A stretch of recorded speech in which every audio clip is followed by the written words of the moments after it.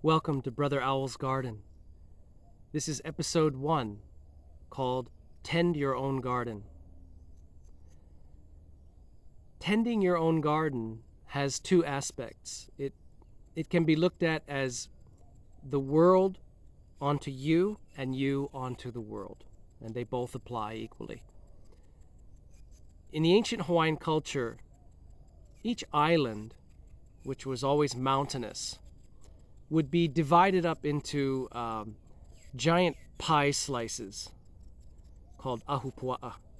And these giant pie slices were basically the natural geology of the mountain ridges as they went wide from the ocean and then narrowed up to the highest centermost mountain at the peak, at the top in the center of the island. So kind of like pie wedges. Within these wedges, these pie slices, these ahupua'a, there were smaller plots of land that were assigned to each household. And each household was responsible for the care and cultivation and production of that piece of land.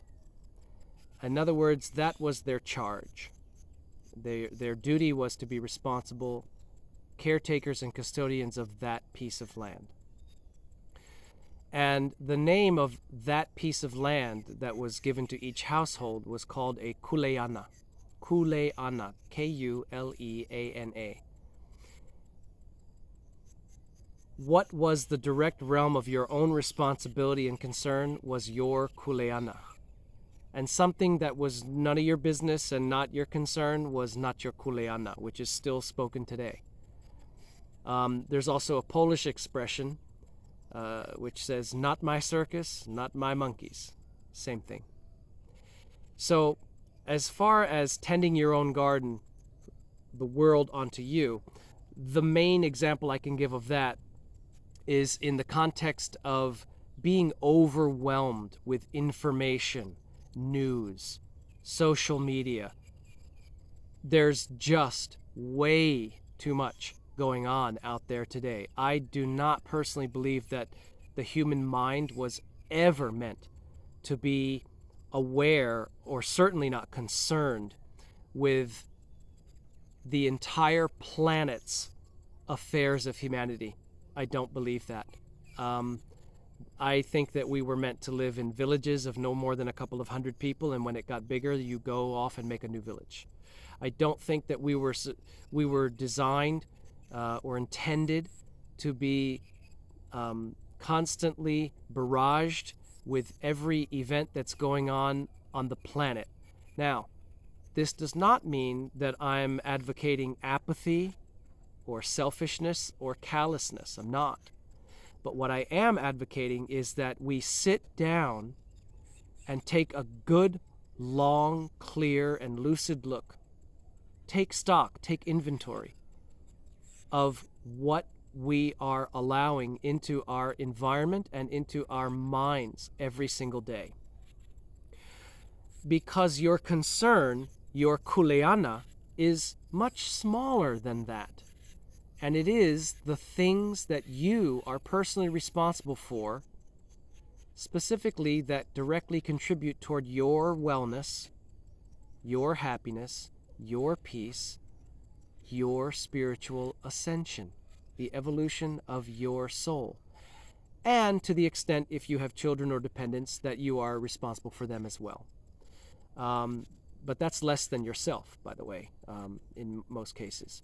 So allowing all of this noise to enter your mind. Maybe you keep maybe you're still looking at television. Sell it, by the way. But if you're still looking at television, maybe you're one of those people that leaves the TV on all the time, just sort of as a background noise, or as a sort of some kind of a tether to hold on to, so that you don't have to actually look at yourself and be with yourself. There's always some other hole that you can flow your energy through. There are households that keep the TV on just all the time, throughout dinner, in a living room, all that. You know what I mean. Shut it off. Maybe you're addicted to the internet in general, but especially, clickbait stuff, news topics. Oh, what's going on with that situation in that country? What's going on with this politically charged event? What's going on with this conflict? That it's too much. Again, I'm not saying to delude yourself and be ignorant and apathetic about things that are happening in the world. But what I am saying is find a much healthier rationing of which of those things you let into your being, into your consciousness on a regular basis. Because you are to be tending your own kuleana. And all those things and all those other faraway places, again, not to sound selfish or callous, but you may not have enough sacred energy or time or space to truly engage all of those. I am convinced that we are not meant to. The other aspect is you to the world, or more specifically, you to other people.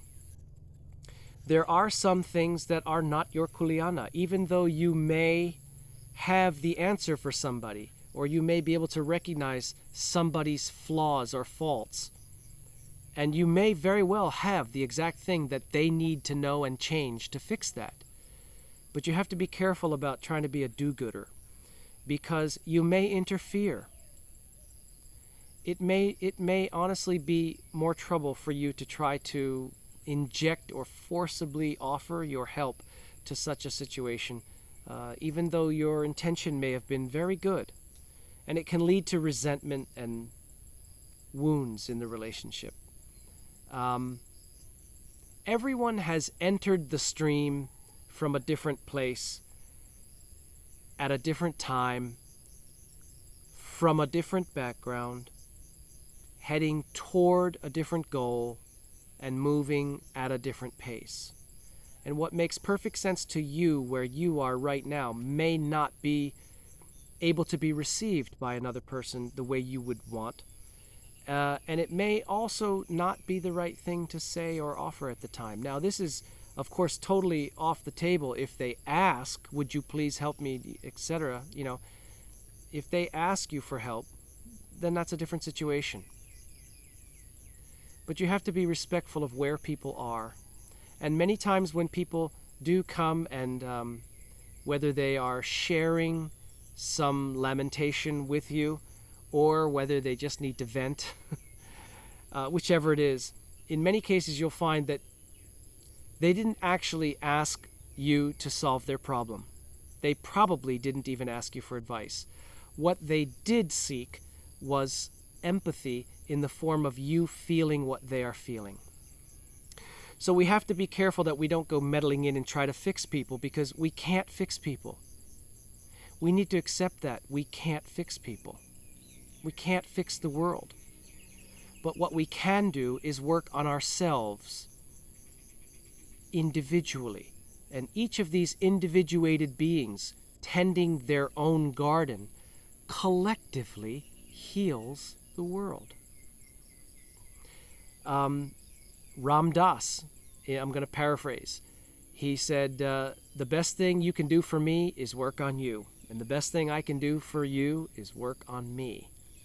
Jalaluddin Rumi, once I was clever, and I sought to change the world. Now I am wise, and I seek to change myself. So, be careful of what is and what isn't your kuleana.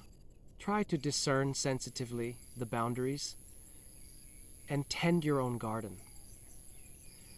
I can remember several years ago I was addicted to the news cycles and clickbait news things on the internet, and it greatly increased my depression at the time. And I can also remember a time when a woman came to me, kind of whining for the fourth or fifth or sixth time about a certain apparently unresolvable emotional and spiritual issue that she was mulling over.